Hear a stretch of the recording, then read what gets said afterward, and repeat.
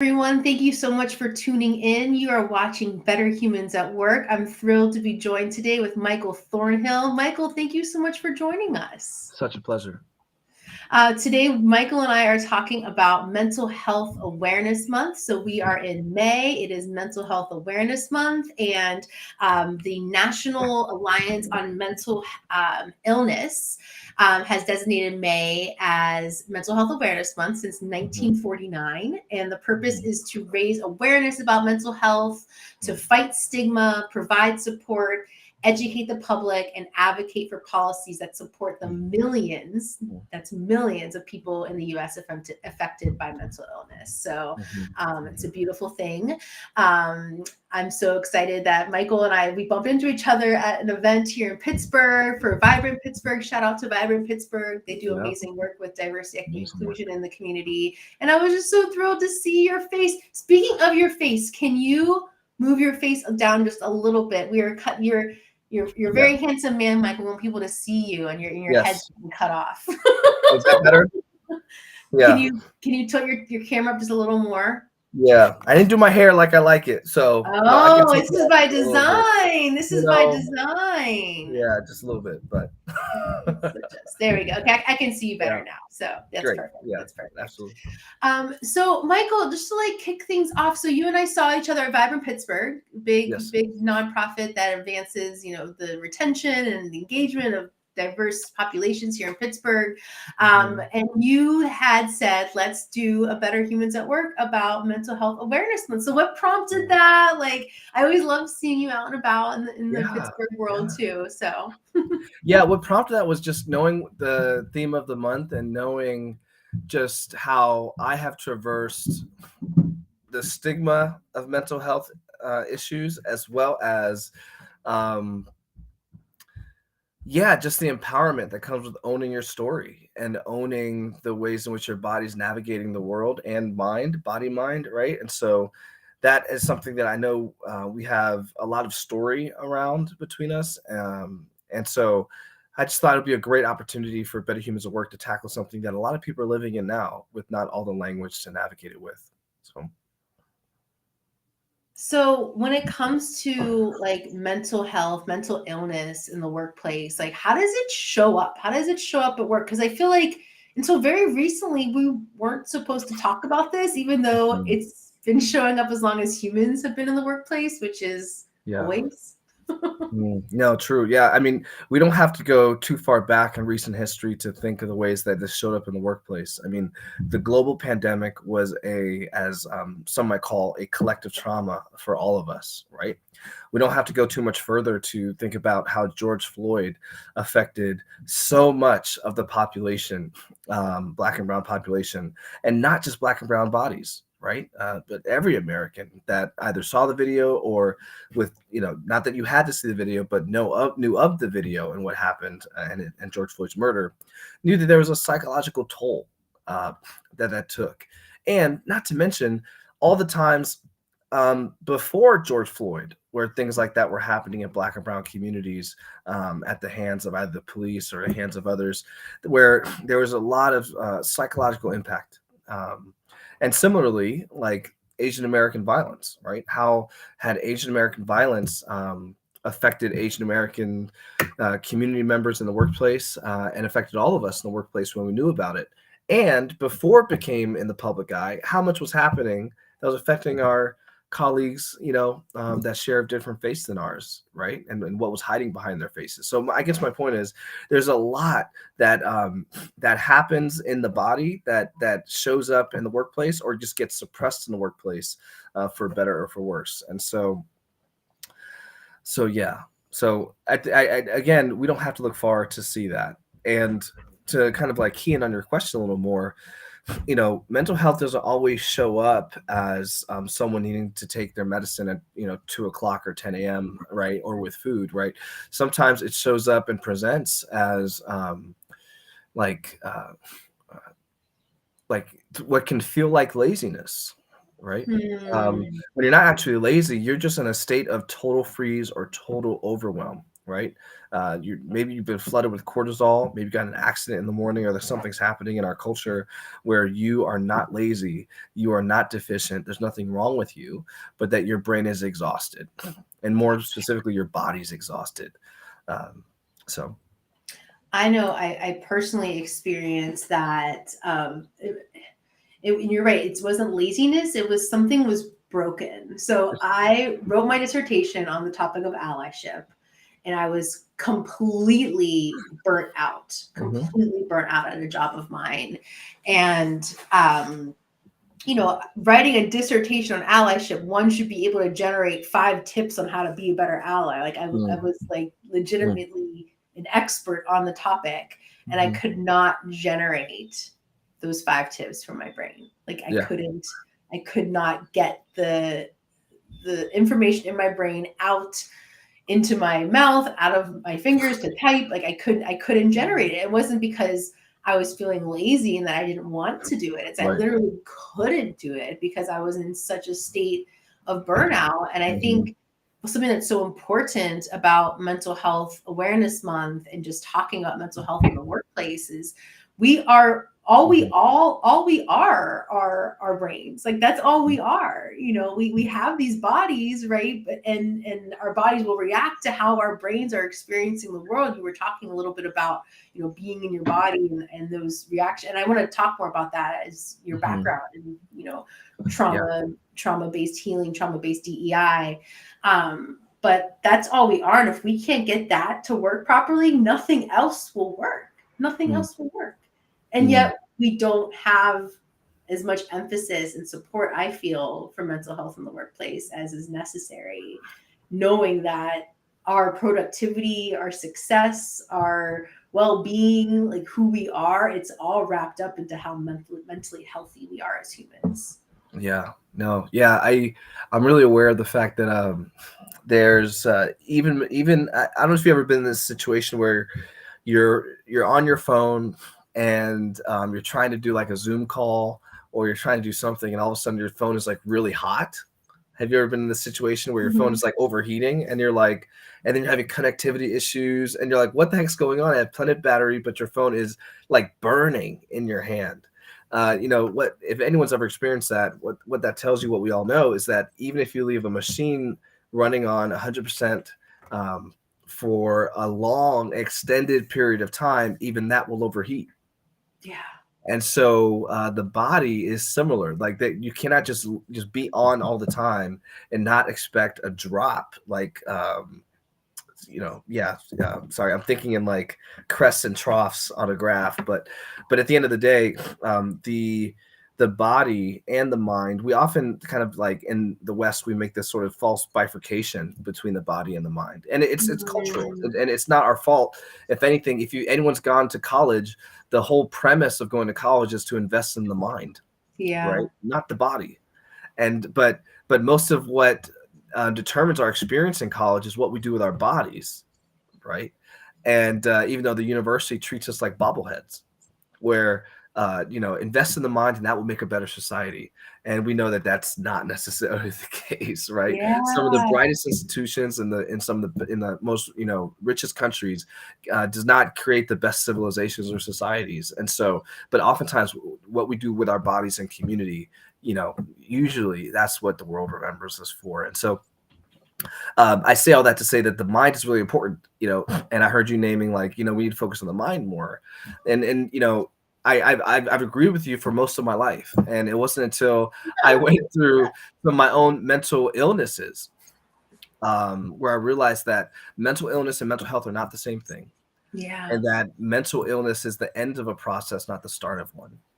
And before the end of that process comes, what was my body holding, what was I accommodating and suppressing, and making my body eat, that my mind had to endure and body had to endure, that usually would sort of create this sort of um, like swamp, right? Instead of flow, where it would result in mental illness or mental dysfunction. Because not all mental illness is actually diagnosed mental illness. Sometimes it's just dysfunction because you're in an environment that is not conducive to a healthy body. It'll be one thing if we could just be productive and just take our brains or put them in the workplace and then we go retrieve them at the end of the day. There's a whole show about this on Apple TV called Severance, where you do a process where you bifurcate your brain and you're just productive at work and you don't remember anything outside of work. And then at the end of the day, you wake up and it's anyway. And then there's a war between the two, the in-work person, the out-work person. But I digress. But yeah, the body is significant to the mind, and that the only reason I say that is because the work in trauma informed DEI, which you mentioned you want to get into, which I'll dive into now, is that trauma informed diversity work is the study of the socio and emotional environmental impacts on how we interact, communicate, and engage. And Mm. obviously, that's incredibly relevant to the workplace, right? Again, don't have to think far back in recent American history, North American history, to understand how that applies. And so, because of that, it's what's going on with our bodies that usually shows up at work, you know? So, So much to unpack there. So, first off, I love your differentiation between mental health and mental illness, and this idea that mental illness is the outcome of a process of mental health that isn't as well managed as it could mhm, be. And sometimes yeah, mental illness is inevitable, no matter how well you can yes, manage your physical, your emotional, your mental health. Illness is an inevitability because of mhm, genetics, because of yep, environmental factors. But at the end of the day, I love this reframe of I'm going to take care of my mental health to prevent an outcome of mental illness, prevent an mhm. outcome of mental dysfunction. I think that's a really healthy way of looking at that. I love that. And Can I then can I the join you right there? Can I yeah, join you right there? And then, like, well, there's lots to unpack, and you're right. I did say a lot. One thing that a lot of people don't realize is that you're born with over 400 psychological potential traits hmm, from just your ancestors, forefathers, Mount hmm, Rushmore, whatever you want to call it. Like the people you come from have deposited something in you that are psychological traits that are not original to you, but are original from them. Not all of them emerge, right? And hmm, so even proclivity towards a certain mental illness may not ever emerge over a lifetime, right? But depending on the stressors and depending on a lot of things, certain traits may emerge, yeah, right? And there may not. Some psychological traits may not emerge until you're in your 50s and they're navigating something and something comes up, right? And your genetic predispositions. Now there's that, and then there's also the reality to which um, there are environmental dynamics. How do I say this? There are ways that we respond to stress and perpetual stressful environments that can lead to a psychological dysfunction that is not necessarily a disease yet, but it's something that is still you can still engage with not just medication, but just sort of like engaging your body. So, for example, has anyone ever had a stressful day and you go work out and you feel better, yeah, of right? course, of So course. so again, so what happens when you have a stressful day, and you at the end of the week, have a glass of wine, right? Like you have something where you sort of like relax and let your body come down. But what happens when you don't have a glass of wine? You don't have something to work out. Don't have something to go enjoy with friends socially. Don't have something to do. What can happen is that can lead to an sort of the phone overheating, right? And if the Mm, phone is overheating and never given a chance to cool, that can lead to irreparable damage. And that at that point, that's where mental illness can become something that is treatable, but needs to be treated, right? yeah. And so if we wind back the tape to why trauma informed has taught me about the significance of the body is because every time we're dealing with some stress up here, we do something with this, Mm, right? Every time I feel stressed here, I go work out. Every time I feel stressed here, like even sex with a partner or whatever, you can find yourself. There's a lot of research you can find around the value of sex and de-stressing and longevity in life, and increases certain hormones that help mend certain free radicals that come up with stressors. But at the end of the day, no matter the activity, whether it be intimacy, social intimacy, physical activity, whatever, we often go to the body to soothe the mind, and without realizing that the body is actually a thing that needs to be soothed too. There's a book called The Body Keeps the Score by Dr. Bessel van der Kolk that talks all about the fact that the body is keeping the score, not just the mind. And then if any, Mm. and what childhood trauma teaches us is that the body will hold things for us that we can't handle psychologically. Okay, so question. If working out is a way to use the body to soothe the mind, what would be an example of an activity that would just soothe the body and not necessarily the mind? Or is it always one of the Well, same? yeah. So this is tough because I can answer the reverse, but nothing's coming to me at the present question. So how can you soothe the body without soothing the mind? Like honestly, like if you ever gone running, right? People that are long distance runners talk about entering like hallucinations or Mm-hmm. like go into this sort of mindless state, right? If anyone's been to a proper rave or a proper, festival and just danced your brains out where your brain is like off. So like there's certain like dancing is, I'm a salsa dancer. Dancing is, not, you're not checking out your brain, but I have to admit that there's a lot of these activities that don't necessarily shut off the mind, but reverse, there is things we can do that can sort of ignore the body while by also numbing the mind, and that's like doom scrolling on YouTube or doom scrolling on Instagram. Mm, And that, have you ever noticed that you're stressed and you go on your phone, but then you still feel a little bit stressed later, right? Because your stress is still in your body. yeah. And so again, I feel like I'm answering the reverse of the question, but please, what do you think? I think so. Going back to like the workplace, Yeah, I think this idea, especially with so much work from home yeah, and hmm, working from a screen and yeah, working from our butts, like we're hmm, not moving our bodies as much as we should be. hmm, Even I've been traveling a lot for work. When I go to New York, I was in New York last week. I've got my 10,000 steps in every day. It was hmm. like without even thinking about it. I've been thinking about it. Yep. And here it's so difficult to remind myself, like I'm on a marathon call today. I was telling you before we jumped on, and I made myself take my phone call walking, right? And so, but Mm-hmm. that being able to work from home, like, and I know I own my own company, so it's a different scenario, but like if I had a boss and I was working from home, I would try to move my body more. And that's a benefit Mm-hmm. of remote and flexible work, that Yeah. we can integrate more body work naturally and Mm-hmm.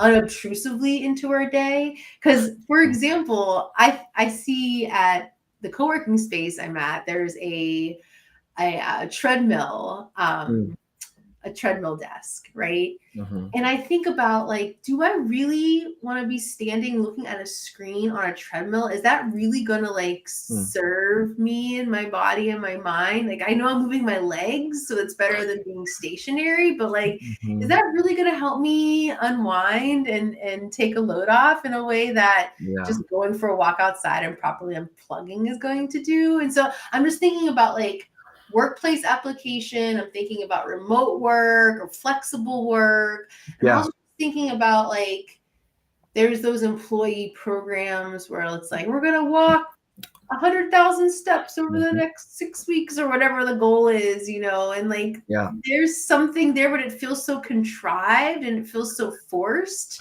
That how do we organically build more like mental health contributing movement into our daily work days? I guess that's the big question Yeah. I'm pondering.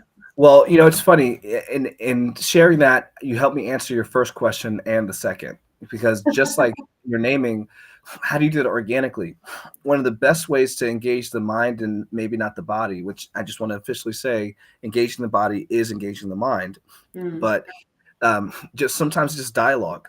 Sometimes having us, like, they found out, there's a Harvard Business Review did a study on burnout, and it Mhm. found that one of the biggest causes of burnout was not necessarily overwork but loneliness.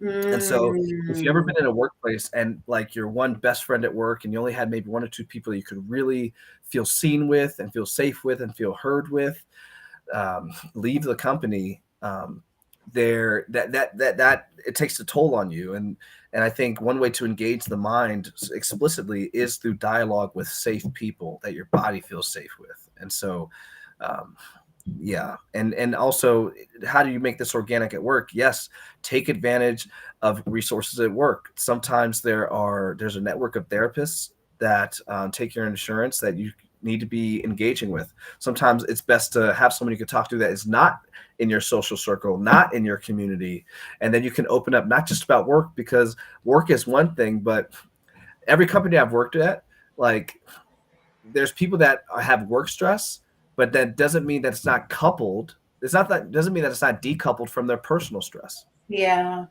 and having safe people that you can engage both about, really can help you soothe the mind. So, So I'm hearing moving the body, having safe people to have meaningful mhm. conversation and relationships with in the workplace. What are some other ways that employers, I'm going to have a very specific question. Employers can help fight the stigma Mm, around mental illness and mental health in the workplace. Because I feel like we're at a precipice, honestly, with the destigmatization of mental health yes. issues in the workplace. But Hmm. there's still so much more that can be done, especially for certain populations. I know as a woman, it's easier for me to talk about my depression Hmm. than if I was a man, with Hmm. the model of masculinity and how Yep. men are raised in our country. It's not as socially acceptable for men to talk about depression, and that's shifting. But it's still the reality that we live with. So, what can employers do to help remove some of that stigma that's getting in the way of proper Yeah. care? It's so funny you say that, because I was just talking with a friend the other day about this, and one of the biggest things is taking it's going to be a risk, and identifying maybe not your mental illness or mental challenges as a leader, which is one way to do it. It's risky, but it can have benefits, to owning your own story in the workplace so that others can own theirs and know that they're not alone. But another is just sort of highlighting, maybe not naming why you use these resources, but naming, I use the resources around mental health. I see a therapist. Maybe just naming that you're participating in the resources that are available, because oftentimes leaders can only lead where they've been. And Mm, so a leader that can do that, I think, can lead by example and lead with, instead of leading by command and by directionally telling people where to go and what to do. If you want to be transformational instead of transactional, that is. that's been something I've been trying to do more of in my own role as leader at Mattingly, and Hmm. trying to be a leader in the DEI space and the Hmm. IO space, but being more public and verbal about my own struggles with mental health. And I even just did my first big talk. I did a Disrupt HR Mm. talk last couple weeks ago, Yeah. and I shared my allyship story with Certrice, where she has been my mental health ally, Mm. after the death of my father last year. I Yeah. experienced a mental health crisis that resulted in me having to take a step back from the Hmm. company and from my Hmm. day-to-day operations, and to have Hmm. Certrice come in and be there for me and be that support. She was able to do that because I was able to communicate what was going on. And we created Right. a culture where when crisis does happen, Mm. when trauma does happen, that we've created the type of environment we can support each other and be there for each other, knowing that I'm not being lazy, right? Knowing that I'm not Hmm. trying to get out of work, or I'm Hmm. trying to play a sympathy card, but that I was in a major crisis mode and I needed that extra support. But recognizing that that's not the most comfortable thing for me to share. And even though I just gave a big talk on it, and that talk's Yeah. online, and I'm just shared with you online again, but Yeah. I'm trying to be that person who's more expressive and vocal about the fact that I've been to a hospital, the fact that I take Yeah. meds, the fact that Yeah. this is something I deal with on a regular basis. And that's okay. Yeah. And that's okay. And I know you were sharing something a little earlier, Michael, before we jumped on, about that radical acceptance, that authenticity piece. I don't know if you wanted to share a little bit about that. Yeah, one of the biggest challenges is, I think, not expecting your employer to do everything for you. I think there's valid expectations as an employee to the company, but then also, sorry, I'm like this table keeps getting kicked, but there is a certain degree to which, like, can you accept parts of your story that are not comfortable, that are disruptive, and not cute, right? Because oftentimes, we can't we can't tame what we can't name, and we Mm, can't name what we won't accept, yeah, right? Like, full stop. yeah. And there's a story of a famous broadcaster who was navigating bipolar, um, and was really famous. I think it was on the 700 Club, if you know what that is. And not that I watch that, I just know of this story because it matters to this conversation. But they were, national television, and then one day they were giving cereal to their son, and their son asked for a spoon, and they um, became really aggressive, like really aggressive. And when this mother saw the look of terror in her son's eyes, she got ready for work, she went to work, she got ready to broadcast, and then she got up, walked out of the doors of work, and checked herself into a psychiatric ward because she realized, I am not okay. Mm, And she had written all these books, and she had written, and I'm speaking maybe particularly to a spiritual community and how the stigma lives in those from a spiritual community, and especially in spiritual workplaces. There were all these leaders from across the world reaching out to them saying, don't take medication, don't listen to doctors, we're going to pray this away. And she took the medication, and a lot of them cut ties with her.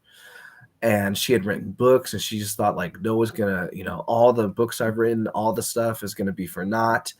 And what she found out was, after getting treated and getting sort of regulated, and this is particularly around those psychological trait stuff, right? This is around stuff that emerges and stuff that is mental illness. What they found was that they wrote a book about their experience, and they sold more copies than any other books before. mm, They did more speaking and more national events than they ever reached when they were a national broadcaster.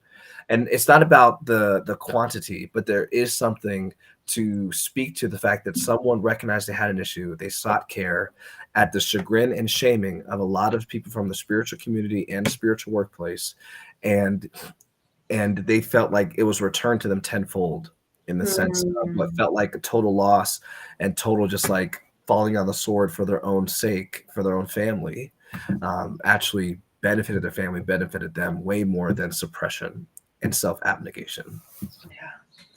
I love that story. I could talk to you about mental health and mental illness in the workplace all day. I want to summarize, I think, the three big takeaways and to get your reaction to those before we Yeah. wrap up.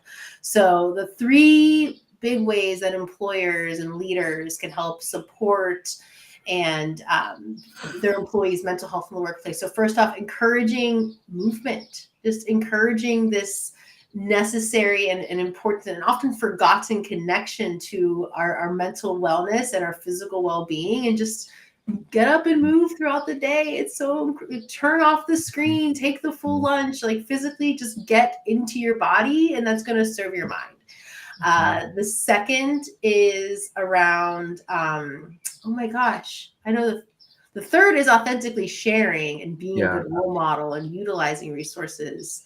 What was the second one? It was so good. Yeah, it's lead. You can only lead where you've been, and especially where you're going. And so, if you're going to take the risk of trying a new way to influence your staff, like, you got to be able to lead them where you're going. Yeah, lead them where you're going. And then there was a third one. What was the third one?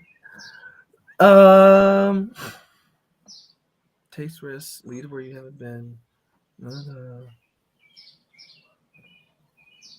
I forgot. Move your body, be Yeah. authentic, lead where you've been. And there's a third one. I'm going to have to rewatch the video. No, And it's okay. And of course, like, highlight what HR has available. Like, check out, Dr. V's, Disrupting HR.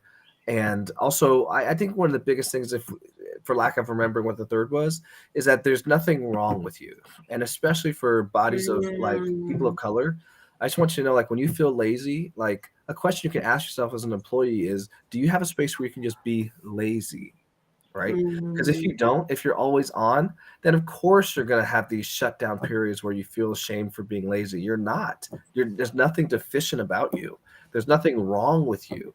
Heck, even trauma responses are a sign that your neurobiology is adapting to threat, which is a good thing. Trauma responses, flight, fight, freeze, fawn are not bad things. They are a sign that your brain works, that your body works. And so there's nothing wrong with you. And that's one of the biggest things I would love to be a takeaway, for lack of remembering what the other one was. there's nothing wrong with you. I love that. We're just all humans trying to get by, doing the Mhm. best we can.